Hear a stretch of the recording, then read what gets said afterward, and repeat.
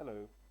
In this video I want to discuss division of complex numbers. Right now we've introduced complex numbers and we've defined what we mean by addition of complex numbers and what we mean by multiplication of complex numbers. But we haven't talked about division. Right now remember, if a is a non-zero real number, then we can always find a unique real number which we can denote by a minus 1, so that a minus 1 is a half. So, for instance, if a is 4, then a minus 1 is a quarter. Right. Can the same be done for complex numbers? That is another question. Right? Because once we can do this, once we can find this a minus 1 for complex numbers, then we can define division. Now, in order to get there, we need a new concept. Right? So if we have a complex number z is a plus bi, then we define its conjugate as the complex number, and we write it z bar, and this is a minus bi. So in other words, we're just changing the sign of the imaginary part. So if z is 2 plus 3i, then the conjugate of z is 2 minus 3i. If w is 4 minus 7i, then the conjugate of w is 4 plus 7i. Okay, now for all the properties of the conjugate, you can look at theorem 1.6.2 on page 236 of the course notes. Now, there's one of these properties that we will need shortly, and that is that if you take a complex number z and you multiply it with its conjugate, then the answer is a real number. And in particular, z times conjugate of z is a squared plus b squared, where a and b are the real and imaginary parts of z respectively. Right? And this is not difficult to see. Let's say by definition, right, the conjugate of z is a minus bi. Right? And now we know what multiplication here looks like. It's a squared plus b times minus b for the real part, and now for the imaginary part, it's a times minus b plus b times a I. So what do we get here? We get a squared plus b squared, and here we've got minus ab plus ba, so that's 0. So 0i. So in short, just a squared plus b squared. Right. Now, and we'll see where we use this in a moment. Now back to the issue. Can we find a multiplicative inverse for a non-zero complex number? And the answer is yes. Right. So if we take any complex number z equals a plus bi, which is not 0, right, then there is always exactly one complex number. So a unique complex number, which we can denote z minus 1, so that z times z minus 1 is 1. Right, so this z minus 1 is the multiplicative inverse of z. Now, how do we prove this? Well, let's see. We have our complex number z is a plus bi, and it's not 0. So if we now take another complex number w, and let's denote it w is x plus yi, then we know what zw is, right? So it's going to be ax minus by plus bx plus ayi. Right.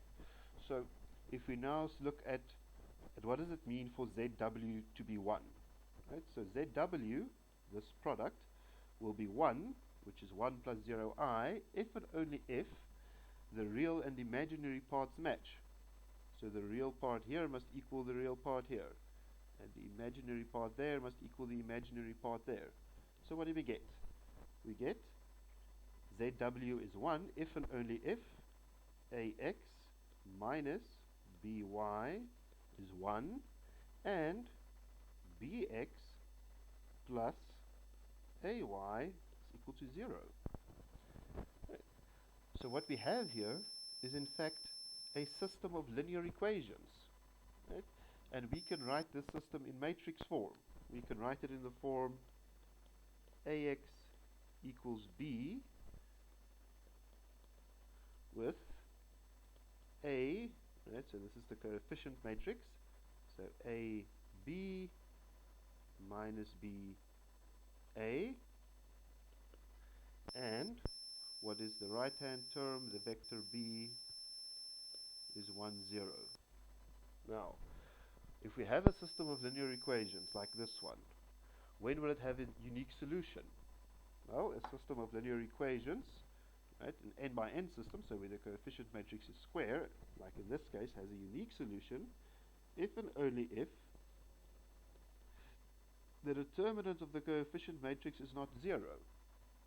Now, what is the determinant of the coefficient matrix for our system? Well, remember, multiply diagonally across to calculate the determinant. So this is a squared plus b squared. Right? And this isn't 0. Right. Why isn't it 0? Well, our complex number z is not 0. So that tells us a isn't 0 or b isn't 0. Right? So that means a squared plus b squared is strictly bigger than 0. Okay, so our determinant isn't 0. So that tells us that our system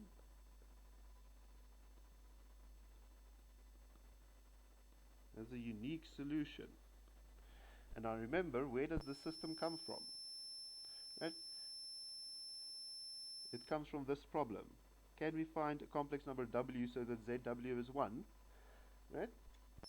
And for a complex number w, zw is 1 if and only if the real and imaginary parts of w satisfy our system of equations. Right? So the fact that this system has a unique solution, that tells us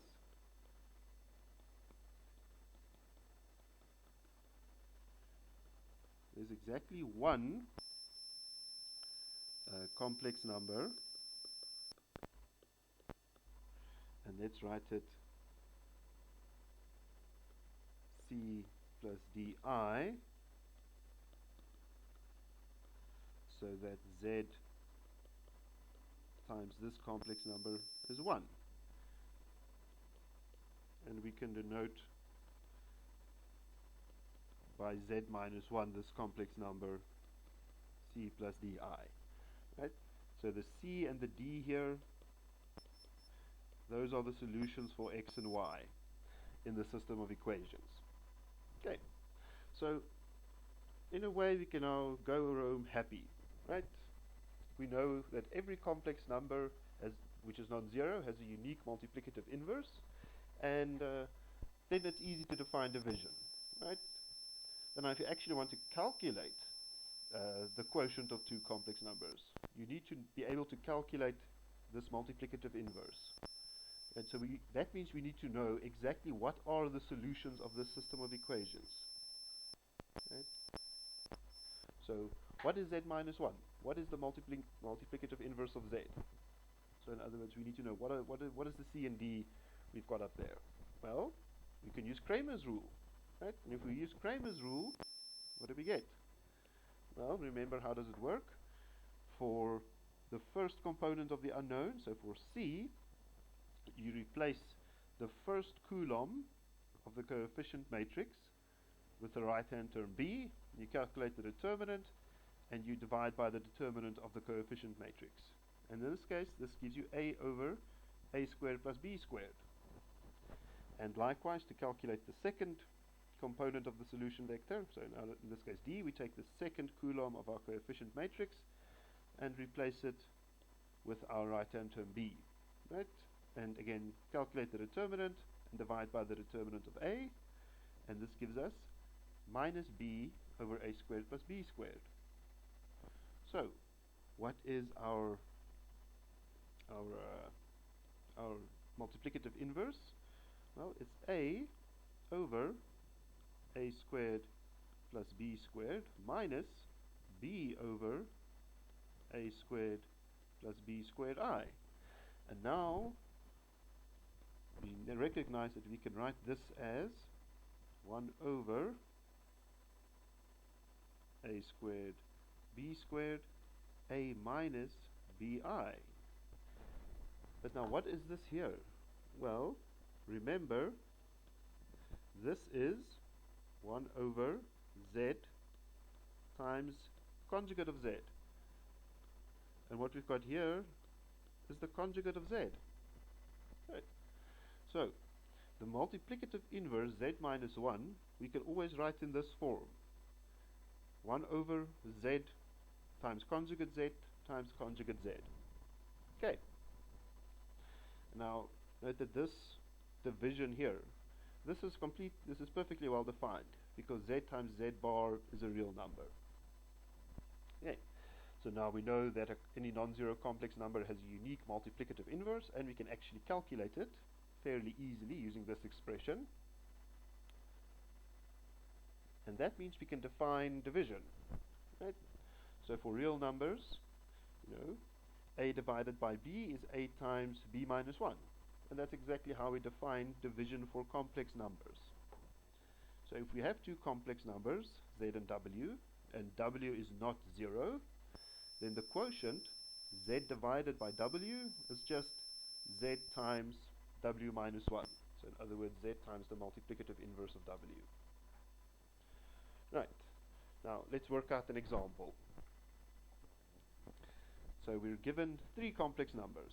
Z is 1 minus I, w is 2 plus 3i, and the y is 4 plus I. And we want to calculate this expression. Z over w plus w over y. Okay. So, what is z over w? Well, remember, per definition, this is z times w minus 1. And w minus 1 is conjugate of w over w bar. So we can write this as 1 over w bar z times w bar. So what have we got here? W times w bar, right? So that's going to be real part of w squared plus imaginary part of w squared. So that's going to give us 13.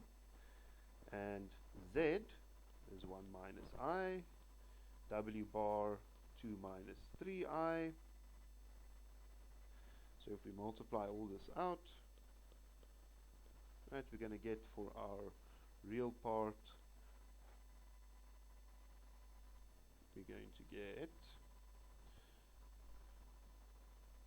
minus 2, and for our imaginary part, minus 5.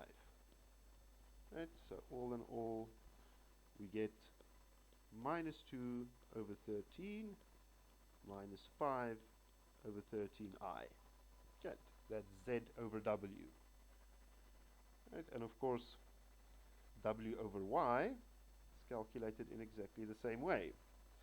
W over y is wy minus 1, so that's w y bar 1 over y bar.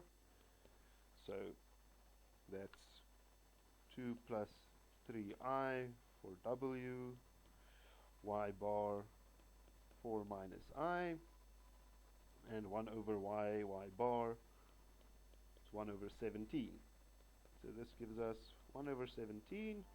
If we calculate wy bar, we get 11 plus 10i. So at the end, w over y is 17 plus 10, 11 over 17 plus 10 over 17i. Right. So if we just add together our two answers, right, we've got z over w is minus 2 over 13 minus 5 over 13i. We've got y over w is 11 over 17 plus 10 over 17i. We're going to get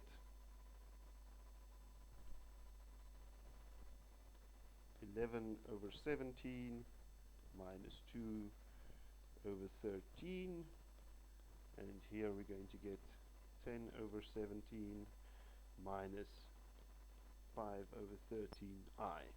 And of course you can go and simplify this further, but to be honest I'm feeling a little lazy, so I'll leave it at that, and that's perfectly fine.